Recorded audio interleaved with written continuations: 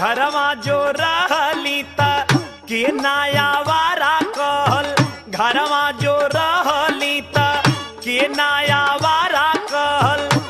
बड़ी भाग से ही मिलल बा नौकरिया हो।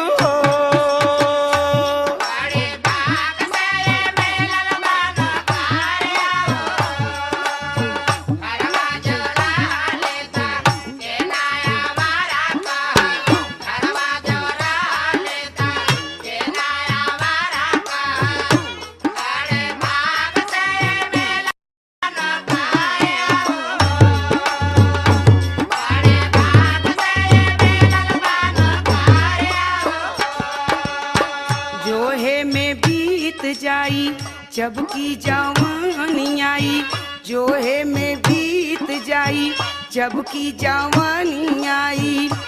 कौने काम